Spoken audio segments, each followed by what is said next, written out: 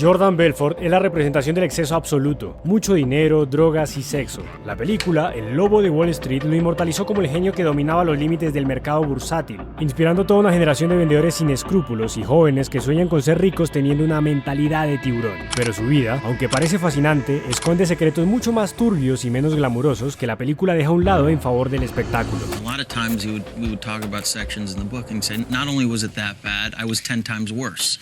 Jordan creció en un hogar judío de Queens, Nueva York, hijo de contadores. Desde pequeño tenía talento para las ventas. Cuenta en su libro que junto a un amigo vendía helados en la playa cada verano, llegando a ganar hasta $400 al día, escondiéndose la policía cuando intentaban detenerlos. La dinámica de hacer dinero y huir de las autoridades sería algo que lo acompañaría a lo largo de su vida. I made about $30,000, which in today's dollars is probably $100,000 the first summer I did that, and then about $150,000 in today's dollars the second summer, and I used that money to put myself through school.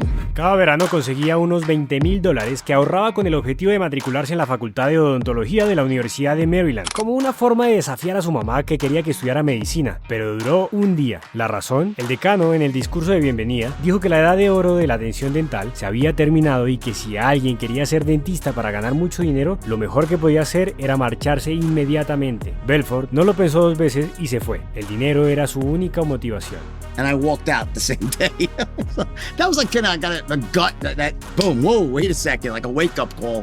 You know, this is a waste of time. Creía fielmente que lo suyo eran los negocios y tras arruinarse vendiendo carne puerta a puerta, decidió probar suerte como corredor de bolsa en una importante empresa, donde encontraría su vocación. Es aquí donde empieza la película dirigida por Martin Scorsese, que aunque impresionante, está basada en la autobiografía del verdadero lobo de Wall Street, que estuvo en la cárcel por fraude. La veracidad de los hechos es en últimas cuestionable. El libro es sobre alguien que sabe vender buenas historias. Como autodenominarse el lobo de Wall Street, pues no hay ningún registro de que alguien alguna vez se haya referido así de él. Este es un truco común en el marketing personal. Al inventarse un apodo llamativo y poderoso como el lobo, Belfort intentó controlar su propia narrativa. En lugar de ser recordado como el criminal financiero, se posicionó como una figura fascinante y carismática, casi como un antihéroe, alguien que venció al sistema con astucia. Pero para eso está la película y los videos motivacionales. Expliquemos en qué consistían sus delitos. En los 80s, no entrabas en Google, analizabas el comportamiento de los precios de la compañía y comprabas y vendías acciones desde el celular.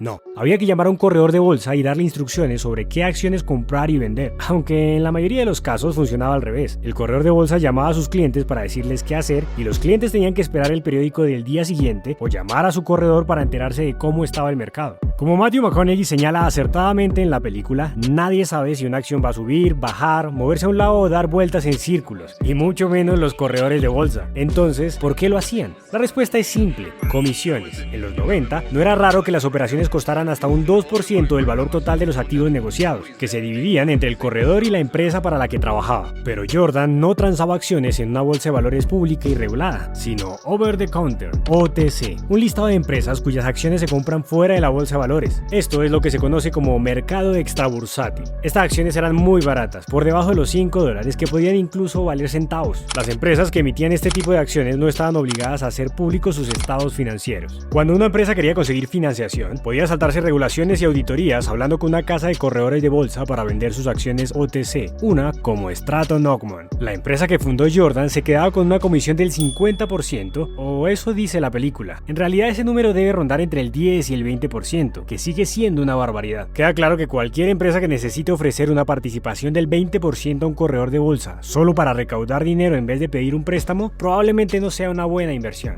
Este tipo de operaciones no implicaban un delito como tal, y Belfort siempre ha afirmado que Stratton Ogman tenía las mejores intenciones, pero la empresa cruzó con frecuencia el umbral de la legalidad con algo llamado pump and dump, inflar y tirar, una forma de fraude con acciones que consiste en inflar artificialmente el precio de una acción a través de declaraciones demasiado favorables y engañosas para atraer a los inversores. Contrató amigos y conocidos sin experiencia en la bolsa. De hecho, muchos de ellos no tenían ninguna habilidad en absoluto, perfectos para moldearlos para ser depredadores dispuestos a vender hasta su propia madre a inversores nuevos y poco ilustrados en los mercados. ¿Todo esto era legal? Por supuesto que no, carajo. Aquí empieza la estafa. Antes de llamar a los clientes, primero le vendía las acciones a gente de confianza que cariñosamente llamaba ratas de madriguera, rat holes en inglés, con los que no tenía aparentemente ninguna relación, al menos públicamente ni con Jordan ni con Stratton. Esta especie de testaferros financieros se quedaba con las primeras acciones y la mayoría de ellas. Cuanto más vendían los empleados de Jordan, más subía el precio, y las empresas de esas acciones tenían una capitalización de mercado tan baja que podían manipular el precio hasta duplicar su valor en cuestión de días. Cuando Jordan autorizaba, los rat holes empezaban a vender y el precio se desplomaba. Si algún cliente se daba cuenta y llamaba para vender sus acciones y cortar las pérdidas, Jordan había dado la orden de no contestar el teléfono. Para cuando las víctimas se daban cuenta, ya lo habían perdido todo. Los rat holes se quedaban con una parte y le daban el dinero a Belfort. En 1992 se creó un grupo especial en el FBI para investigar el fraude de valores, ya que entidades como la Comisión de Mercado de Valores y la Asociación Nacional de Agentes de Valores habían acusado recientemente a Belfort de fraude. Para el FBI, Belfort estaba ganando tanto por su capacidad para crear un aire de legitimidad en torno a su empresa. Había creado materiales de marketing extravagantes en los que la calificaba de firma de inversión financiera de primera línea. Vestía la mejor ropa y ofrecía espectáculos opulentos. En folletos y volantes mencionaba a firmas grandes y conocidas como Morgan Stanley y Merrill Lynch como sus competidores, poniéndose al mismo nivel. En los años 80 y 90, el mercado de valores era un lugar donde la ambición se convertía en codicia, pero el estilo de Stratton Ogman resultaba extravagante incluso para los estándares de la época. Aún así, no fueron las únicas señales de alerta que llamaron la atención de las autoridades. En 1993, Belfort promocionó ganancias de un 75% y en 1994 eran casi un 90%, en un año en el que varias firmas importantes de Wall Street perdieron dinero. En las inversiones y en la vida, cuando algo es demasiado bueno para ser verdad, casi siempre lo es.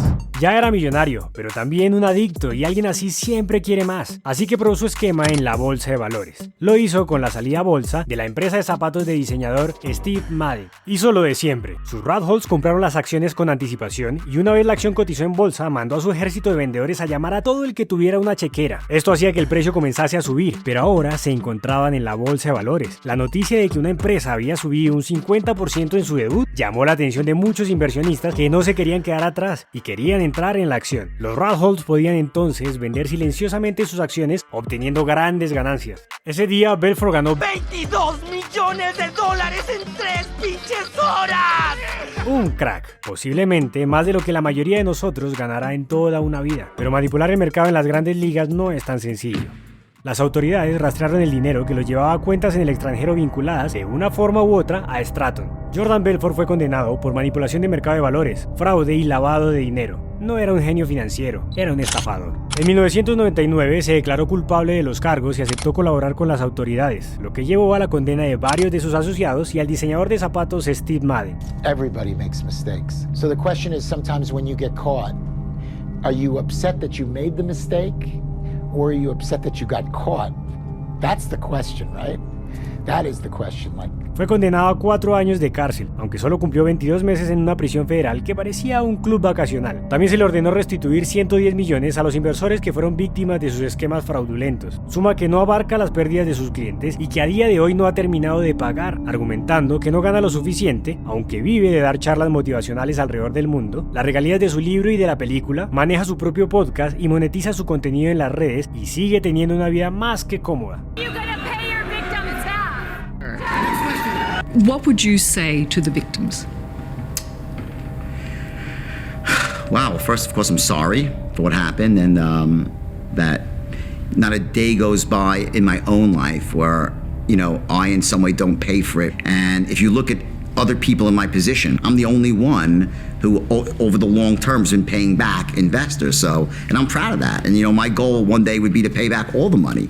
Can I? I hope so. No guarantees. La película, protagonizada por Leonardo DiCaprio, ayuda a crear una imagen distorsionada de Belfort. En lugar de enfocarse en el daño real que causó a miles de inversores y los diferentes crímenes que realizó, muchas personas lo ven como un personaje extravagante y audaz, lo que es una mitificación peligrosa, especialmente para las personas que podrían idealizar este estilo de vida sin entender las implicaciones negativas, perdonándole incluso cosas que sí muestran en pantalla, como la falta de lealtad a sus colegas, sus adicciones y el maltrato a su familia, admirando a vendedores que lo que más venden es humo. Está en nosotros como espectadores disfrutar de las películas, pero entendiendo que están hechas para entretener, muchas veces a costa de la verdad. You have an oral contract with your management, the Fordham Company.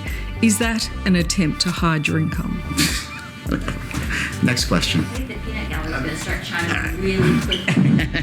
We've been audited. I think you can air what you want here. Detrás de la realización de la película hay una historia aún más fascinante. El hombre que estafó a todo un país terminó financiando esta película. Conoce su historia en el video que te dejamos acá. Nos vemos pronto. Chao, chao.